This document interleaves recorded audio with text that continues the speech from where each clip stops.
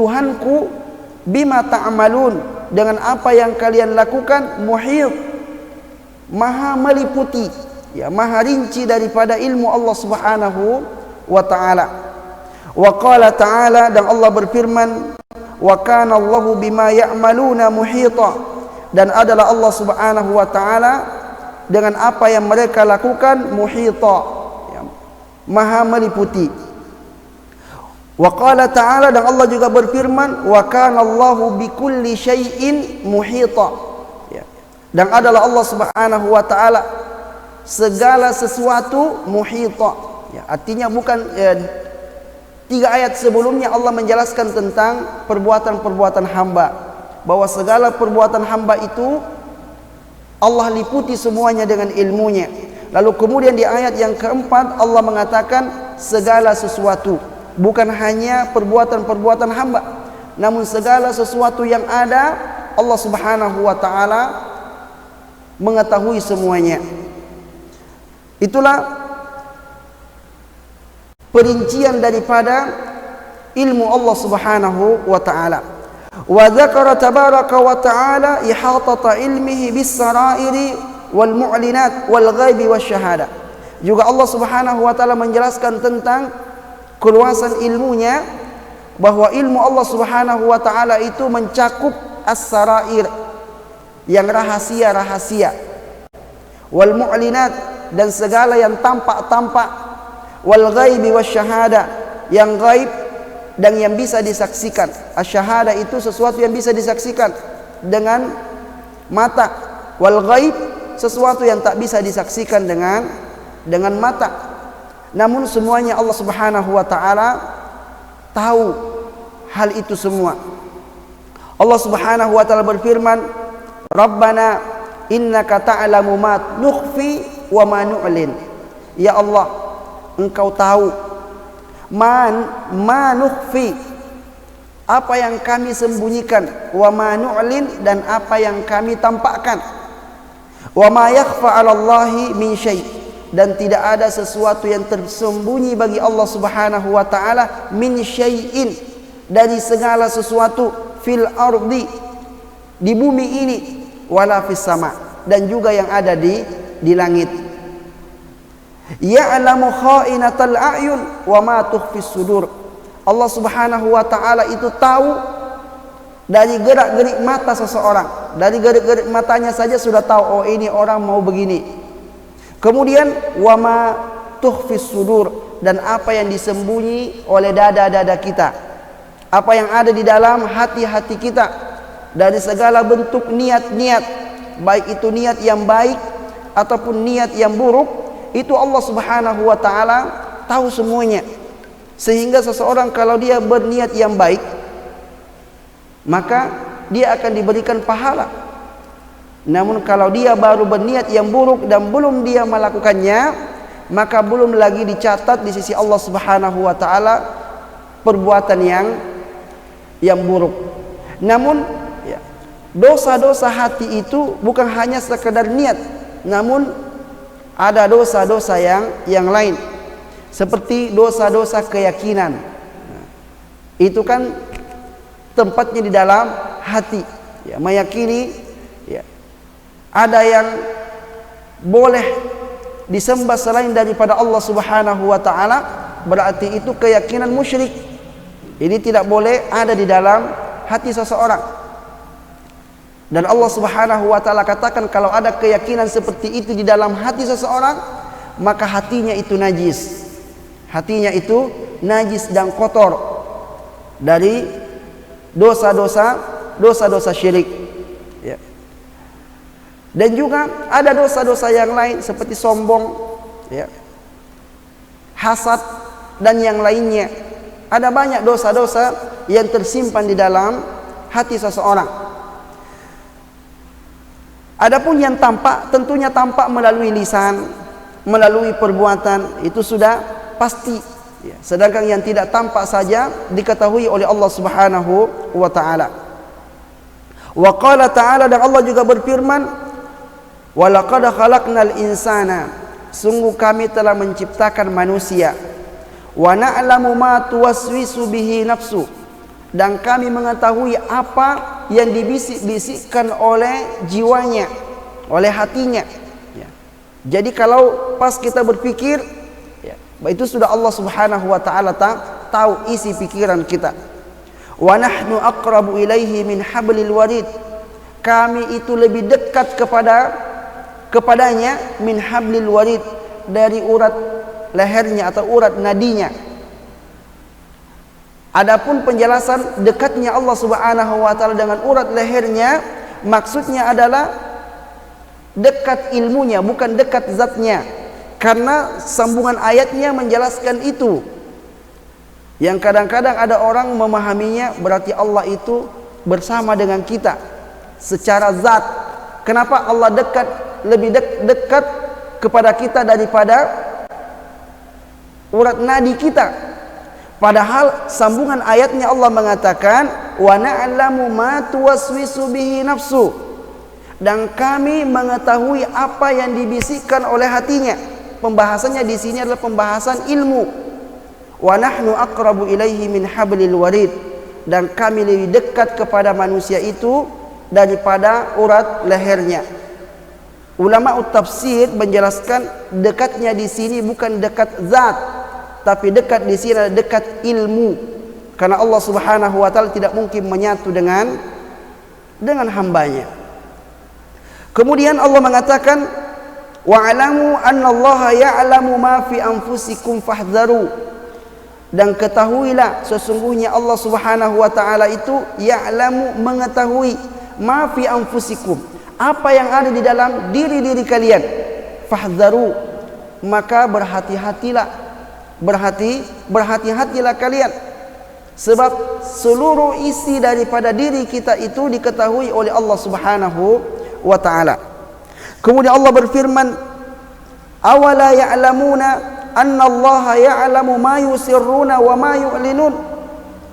Tidakkah mereka itu mengetahui bahwa Allah Subhanahu wa taala mengetahui ma yusirrun, apa yang mereka rahasiakan, wa ma yu'linun, dan apa yang mereka tampakkan. Ya. Artinya ilmu Allah Subhanahu wa taala mencakup yang tampak dan yang tidak tampak pada diri seseorang.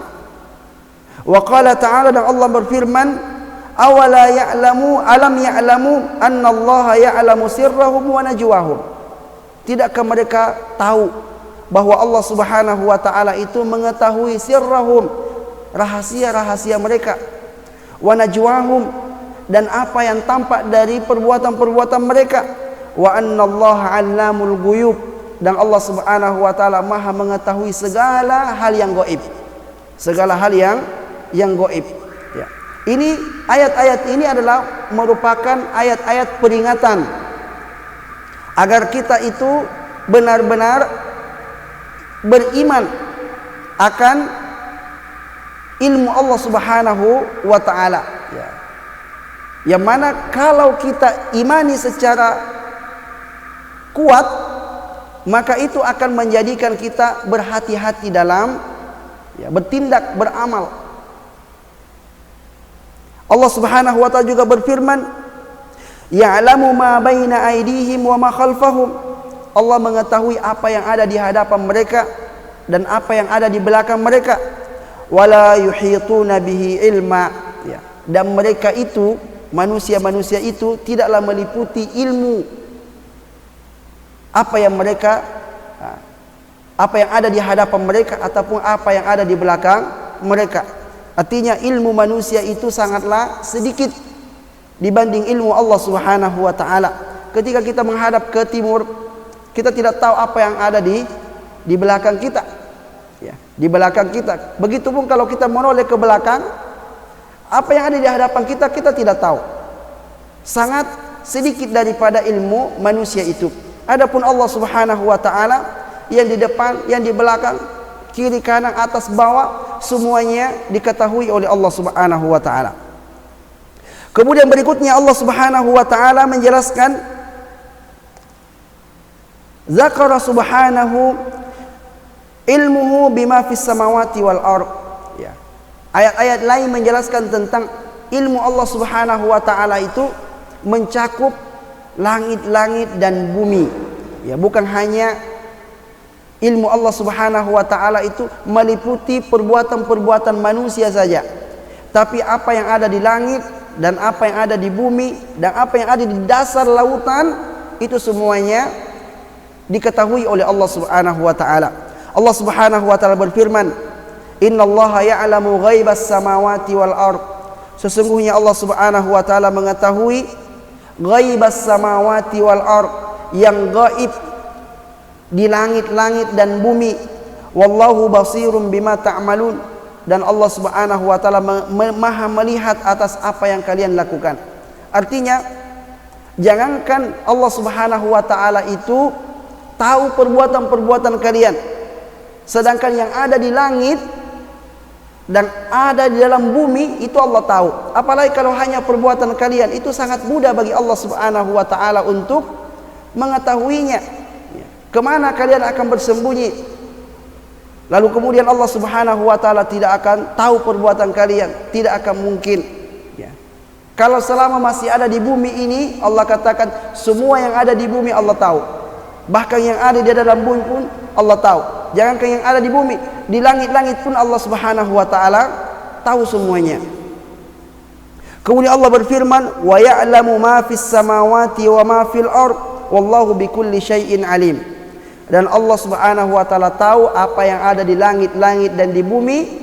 Wallahu bikulli syai'in alim, dan Allah Subhanahu wa taala mengetahui segala sesuatu. Kemudian wa dzakara subhanahu ikhtisasahu bimafatihil ghaib. Lalu Allah Subhanahu wa taala kemudian menjelaskan tentang kekhususan dirinya mengetahui pintu-pintu ghaib, bahwa manusia tidak ada yang diberikan sedikit pun kunci untuk mengetahui sesuatu yang ghaib. Maka siapapun di antara manusia yang mengaku-ngaku mengerti ilmu ghaib, berarti dia telah melakukan tandingan untuk Allah Subhanahu wa taala. Sebab Allah mengatakan tidak ada, lalu kemudian dia mengatakan saya tahu. Saya tahu. Maka orang ini adalah orang yang mengaku mengambil hak Allah Subhanahu wa taala. Maka tidak boleh orang belajar tentang ilmu ghaib, ya, mendatangi orang-orang yang bisa menceritakan sesuatu yang hilang, ya, bahwa oh barang kamu ada di ini. Dari mana kamu tahu? Saya kan tahu ilmu gaib gitu. Dia tidak tahu ilmu gaib. Kalaupun benar, maka dia tidak tahu secara langsung, namun karena diberitahu oleh jin, sehingga dia tahu bukan karena memang dari dirinya langsung tahu, tapi karena ada perantara yang lain yang memberitahunya. Namun Nabi SAW mengatakan jin itu benarnya 1, salahnya 100. Jadi 1:100. Ya. Dan itu pernah dikomplain oleh Aisyah radhiyallahu anha. Ya. Dia mengatakan, ya Aisyah, jangan kamu percaya ya, para normal itu. Lalu Aisyah mengatakan, tapi kadang-kadang apa yang disebutkan itu betul ya Rasulullah. Maka Nabi SAW mengatakan, kalau betul sekali 100 salahnya. Ya, maka sama saja dia itu adalah pembohong. Sama saja dia pembohong karena salahnya jauh lebih banyak daripada benarnya. Allah Subhanahu wa taala berfirman, wa indahu mafatihul ghaib la ya'lamuha illahu. Dan di sisi Allah Subhanahu wa taala kunci-kunci ghaib, kunci-kunci ilmu ghaib, la ya'lamuha illahu. Tidak ada yang tahu kecuali dia saja. Ini maksudnya Allah mengkhususkan ilmu ghaib, tidak ada yang tahu kecuali Allah Subhanahu wa taala. Wa ya'lamu ma fil barri wal bahr. Allah itu tahu apa yang ada di daratan dan apa yang ada di lautan. Wa ma tasqutu min waraqatin illa ya'lamuha. Tidak ada satu daun pun yang jatuh kecuali Allah Subhanahu wa taala tahu. Betapa banyak daun di atas permukaan bumi ini. Setiap ada daun yang jatuh, Allah tahu bahwa daun itu telah jatuh. Wala habbatin fi zulumatil ardi. Dan tidak ada satu biji pun yang ada di dalam kegelapan bumi, wala ratbin wala yabisin, baik itu yang basah ataupun yang kering, illa fi kitabim mubin, kecuali semuanya itu telah tercatat di dalam kitab yang nyata. Jadi tidak ada yang terjadi di dunia ini kecuali itu sudah dicatat di Lauhil Mahfuz, ya. Kalau bahasa kita sekarang itu master plan-nya sudah ada. Jadi nggak akan mungkin ada yang terjadi kalau nggak ada di sana. Sebelum Allah Subhanahu wa taala menciptakan segala makhluknya, Allah terlebih dahulu menciptakan al-qalam, pena. Kemudian menciptakan Lauh Mahfuz. Kemudian Allah mengatakan uktub, tulis. Apa yang ditulis? Segala sesuatu yang akan terjadi. Segala sesuatu yang akan terjadi itu, jadi master plan-nya sudah ada. Jadi sebelum terjadi Allah Subhanahu wa taala sudah tahu semuanya, ya. Namun master plan yang dibuat oleh manusia itu hanya sebatas begitu saja. Tapi kalau master plan yang dibuat oleh Allah Subhanahu wa taala itu sudah lengkap dengan manusianya, dan setiap manusia itu sudah ditentukan ajalnya, semuanya, rezekinya dan semuanya, ya. Itulah yang disebut dengan Lauh al-Mahfuz, ya, master plan, ya, bahasa kita master plan, ya. Sebelum ya bangun perumahan kan dibuat dulu master plan-nya, ya. Ini ada jalannya ini, bahkan sekarang orang buat master plan itu bisa ada orangnya jalan, ada mobilnya bergerak gitu. Semakin canggih sekarang orang membuat master plan, belum lagi dibuat mereka sudah buat videonya gitu, ya.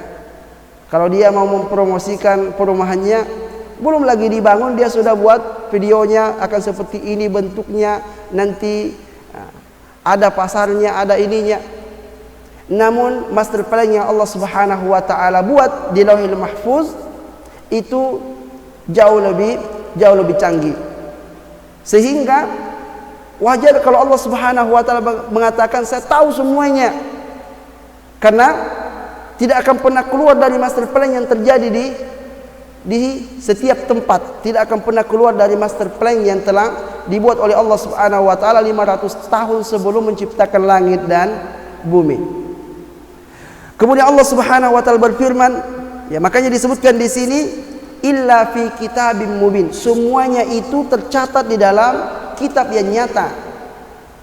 Wa qala ta'ala, dan Allah berfirman, innallaha 'indahu ilmus sa'ah wa yunazzilul ghaitsa wa ya'lamu ma fil arham. Sesungguhnya Allah Subhanahu wa taala indahu ilmus sa'ah, di sisinya ilmu hari kiamat.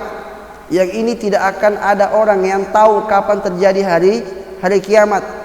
Ya, kalau ada orang-orang yang menerka-nerka bahwa tahun berapa gitu akan terjadi hari kiamat, itu adalah ilmu yang dusta.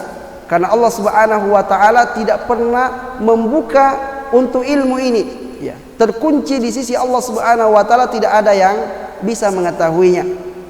Wa yunazzilul ghaitsa, Allah menurunkan hujan. Wa ya'lamu ma fil arham, Allah tahu apa-apa yang ada di dalam rahim manusia. Artinya Allah tahu ini anaknya laki-laki atau perempuan. Wa ma tadri nafsum madza taksibu ghada, tidak ada orang yang tahu apa yang akan dia lakukan besok. Wa ma tadri nafsum bi ayyi ardin tamut, tidak ada satupun jiwa yang tahu di bumi mana dia akan meninggal. Innallaha alimun khabir, namun Allah Subhanahu wa taala Maha mengetahui, khabir, ya. Artinya ini dua kali, alim, khabir itu sama maknanya. Alimun, khabir, benar-benar Maha mengetahui. Kemudian Allah Subhanahu wa taala berfirman, alimul ghaibi wasyahada al-kabirul muta'al. Allah Subhanahu wa taala Maha, ya, mengetahui yang gaib dan yang nampak, yang bisa disaksikan. Al-kabirul muta'al, yang maha besar dan yang maha tinggi. Dan masih banyak lagi ayat-ayat Allah Subhanahu wa taala, ya, karena disebutkan 157 kali Allah Subhanahu wa taala ulang-ulang ayat ini atau namanya ini, agar benar-benar manusia itu yakin, ya. Kalau disebutkan 1-2 kali, ya, mungkin orang itu nggak sampai ke sana pengetahuannya. Tapi kalau diulang berkali-kali, dan hampir di setiap lembaran Al-Quran. Itu artinya tidak boleh ada satu manusia yang tidak meyakini dan mengetahui akan sifat Allah Subhanahu wa taala ini. Oleh karenanya berkata Syekh Muhammad Al-Amin Asy-Syanqiti, ya, beliau adalah seorang ulama ahli tafsir. Beliau mengatakan begini, ajma'al ulama ala annahu akbar wa'izin wa a'zama zajirin nazala minas sama'i ilal ard. Nama Allah Subhanahu wa taala Maha mengetahui, telah sepakat seluruh ulama bahwa nama itu akbar wa'iz. Nama itu adalah pemberi nasihat yang paling besar. Wa a'zama zajir, ya, dan pemberi peringatan yang paling agung.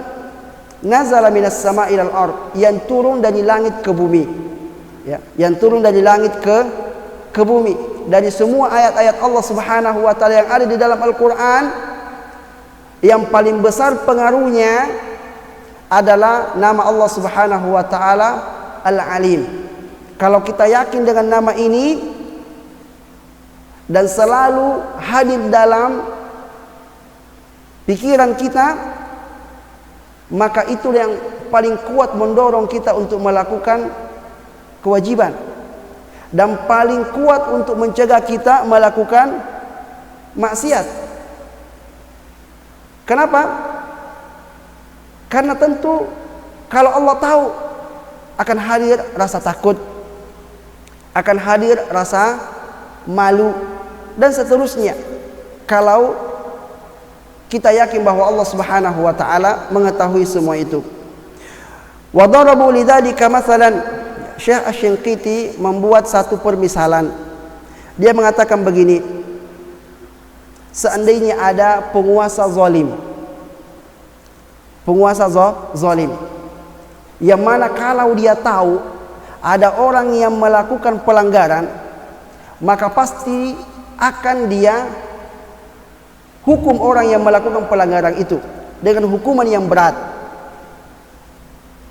Kira-kira ada enggak rakyatnya yang berani untuk melanggar? Kalau disampaikan kepada rakyat bahwa semua orang yang melanggar itu ketahuan oleh penguasa. Semua orang yang melanggar pasti ketahuan oleh penguasa. Dan kalau dia ditangkap, maka pasti dia akan dijatuhi hukuman yang sangat berat. Kata beliau, adakah kira-kira rakyat yang berani untuk melakukan pelanggaran? Ini baru penguasa.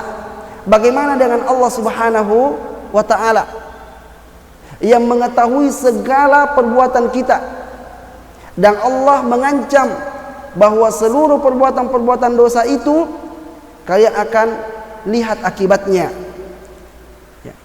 Karena Allah mengatakan, "Wa may ya'mal mithqala dzarratin syarran yarahu." Siapa yang melakukan perbuatan buruk walaupun itu hanya sebesar biji zarrah, dia akan lihat akibatnya. Namun kenapa masih banyak orang yang melakukan maksiat kadang-kadang terang-terangan? Ya karena berarti imannya kepada ilmu Allah Subhanahu wa taala itu masih kurang. Iman kita dengan Al-Alim ini masih kurang, dan itu harus untuk kita akui, harus untuk kita akui. Karena seorang ulama pernah ditanya, dia mengatakan begini, "Wahai Syekh, tolong nasihati saya, tolong nasihati saya." Lalu gurunya itu menasihatinya begini, "Jika engkau melakukan maksiat dan kamu tahu dan yakin Allah Subhanahu wa taala itu lihat kamu, atau kamu tidak yakin kalau Allah Subhanahu wa taala melihat kamu, maka resikonya adalah kamu kafir. Karena kamu tidak yakin Allah melihat kamu. Namun kalau kamu yakin kamu melakukan maksiat, lalu kamu yakin Allah lihat kamu, berarti kamu orang yang paling berani. Kamu orang yang paling berani. Masa kamu melakukan pelanggaran di hadapan Allah Subhanahu wa taala yang nyata-nyata Allah lihat kamu? Sedangkan orang tua saja, kalau orang tua kita itu melarang kita sesuatu, kemudian kita melakukan apa yang dilarang oleh orang tua kita itu di hadapannya, kira-kira orang tua bilang apa sama kita? Nakal betul orang ini ya. Ya kalau masih sembunyi ya mungkin masih bisa dimaklumi, masih ada rasa takutnya. Tapi kalau dia melakukannya di hadapan orang tuanya persis, padahal tahu orang tuanya itu tidak suka dan dia telah melarangnya berkali-kali, lalu dia lakukan di hadapannya, apa kira-kira penilaiannya? Begitulah posisi kita di hadapan Allah Subhanahu wa taala. Ya. Kalau kita yakin, seyakin-yakinnya bahwa Allah tahu apa yang kita lakukan. Beda halnya kalau nggak yakin. Kalau nggak yakin lebih bahaya lagi. Kita dianggap kafir karena kita mengkufuri nama Allah Subhanahu wa taala yang berulang-ulang kali Allah Subhanahu wa taala sebutkan di dalam Al-Qur'an.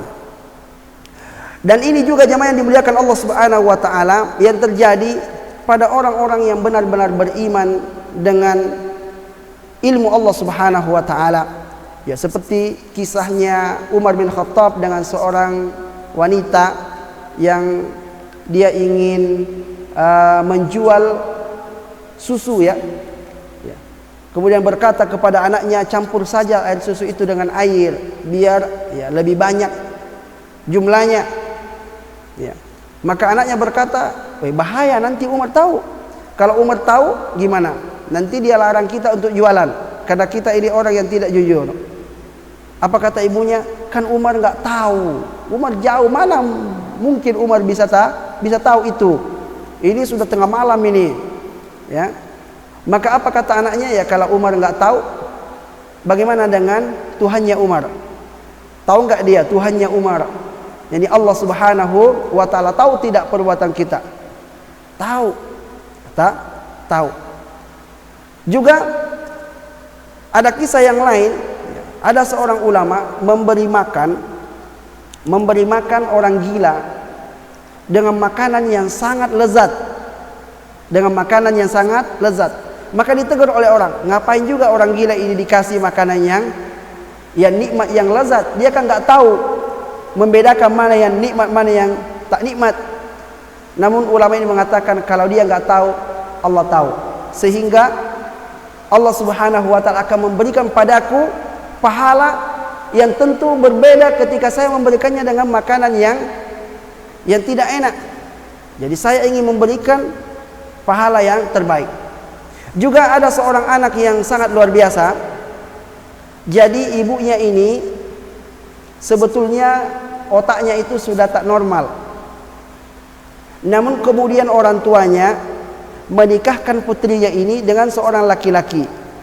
Setelah dinikahkan, diceraikan. Lalu hamillah wanita ini. Hingga kemudian wanita yang gila ini melahirkan anaknya. Ketika lahir anaknya, tentu ibunya nggak kenal anaknya ini karena dia gila gitu. Namun anaknya ini masya Allah luar biasa berbaktinya kepada ibunya sendiri. Jadi setiap ibunya ini minta dibawa ke Mekah, anaknya bawa ke Mekah karena orangnya orang Saudi. Bawa saya ke Mekah, dibawa sama anaknya ke Mekah. Hingga kemudian suatu hari ibunya sakit, dibawa dia ke dokter untuk berobat. Ketika dia masuk ke dalam ruangan dokter, ibunya ini selalu marah dan meludahi wajah anaknya. Ya. Lalu dokter bertanya, ini siapa? Dia bilang, ini ibu saya. Ini ibu saya. Ya. Oh, tapi kenapa kamu begitu berbakti kepada ibumu? Padahal ibumu nggak tahu kalau kamu itu anaknya. Dia mengatakan, iya betul, ibu saya selama ini tidak tahu kalau saya itu anaknya karena dia gila. Namun Allah tahu kalau saya adalah anaknya ibu itu. Allah tahu kalau saya adalah anaknya ibu itu. Maka kewajiban saya berbakti kepada ibu saya walaupun ibu saya nggak tahu kalau saya adalah anaknya. Kenapa bisa dia berperilaku seperti itu? Bagaimana dia baktinya kepada ibunya? Karena satu hal yang dia yakini, bahwa Allah Maha tahu. Allah Maha tahu kalau saya itu adalah anaknya ibu itu, maka kewajiban saya berbakti kepadanya, walaupun ibu itu nggak tahu kalau saya anaknya. Coba bagaimana kuatnya pengaruh iman kepada Al-Alim ini, ya. Al-Alim ini, bahwa Allah Subhanahu wa taala Maha tahu. Oleh karena itu, ya, para ulama sepakat bahwa kalau ini selalu kita tumbuhkan dalam diri kita, cukuplah ini menjadi penasihat buat kita. Tak perlu dinasihati lagi oleh orang lain. Namun kalau ini selalu berkurang, ya butuh untuk dinasihati, diingatkan supaya ya bertambah daripada keyakinan itu, ya. Karena selalu berkurang keyakinan itu, atau bahkan mungkin selalu lupa, maka selalu diingatkan. Tapi kalau selalu full iman kita tentang Al-Alim, tak perlu lagi untuk dinasihati. Karena inilah nasihat yang paling besar dan paling berpengaruh pada diri seseorang. Maka jemaah yang dimuliakan Allah Subhanahu wa taala, hendaklah kita benar-benar, ya, tahu, ya, dan yakin akan nama Allah Subhanahu wa taala. Satu hal lagi, kisah yang diceritakan oleh Ibnu Rajab Al-Hambali, Al-Imam Ibnu Rajab Al-Hambali rahimahullahu taala bercerita satu kisah. Dia mengatakan, akrah rajulun imra'atan ala nafsiha. Ada seorang laki-laki memaksa seorang wanita untuk melakukan zina. Wa amaraha bighalqil abwab. Lalu laki-laki ini perintahkan kepada wanita itu menutup semua pintu rumah, tutup semua pintu-pintu yang ada. Faqala laha, lalu kemudian setelah wanita itu tutup seluruh pintu-pintu, dia berkata kepada wanita itu, hal baqiya babun lam yughlaq, apakah masih ada pintu yang belum tertutup? Qalat, maka wanita itu berkata, na'am, masih ada lagi. Al-babul ladzi bainana wa bainallah, yaitu pintu antara kita dengan Allah Subhanahu wa taala belum tertutup. Sehingga kalau kita melakukan perbuatan ini, Allah Subhanahu wa taala masih lihat, ya, dan mengetahui apa yang kita lakukan. Maka apa yang terjadi? Falam yata'arrad laha, maka kemudian laki-laki itu gagal untuk melakukan pemerkosaan kepada wanita tersebut. Wa ra'a ba'duhum rajulan yukallimu imra'atan faqala innallaha yarakuma sataranallahu wa iyyakuma. Dan kisah yang lain, bahwa ada seseorang melihat ada laki-laki dan perempuan berdua-duaan, ya, berdua-duaan dia dengan wanita itu, lalu kemudian datang dan menasihatinya dengan mengatakan, innallaha yarakuma, sesungguhnya Allah Subhanahu wa taala melihat apa yang kamu lakukan itu. Wasataranallahu wa iyyakuma, semoga Allah Subhanahu wa taala menutupi, ya, dosa-dosa kami dan dosa-dosa kamu, ya.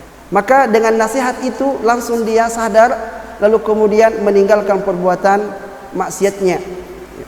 Maka jemaah yang dimuliakan Allah Subhanahu wa taala, orang-orang yang benar-benar, ya, mengimani daripada nama Allah Subhanahu wa taala Al-Alim ini, maka insyaallah dia akan mudah untuk, ya, menjaga dirinya dari segala perbuatan-perbuatan yang dilarang oleh Allah Subhanahu wa taala.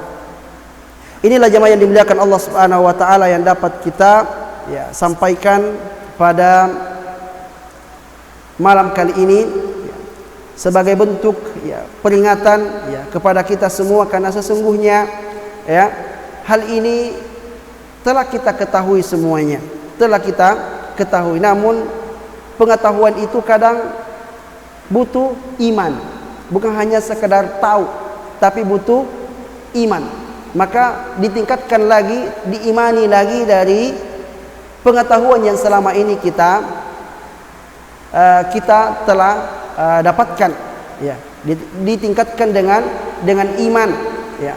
Insyaallah semakin ditingkatkan dengan iman, maka akan semakin ya kuat daripada hal itu ya memberikan pengaruh pada diri kita.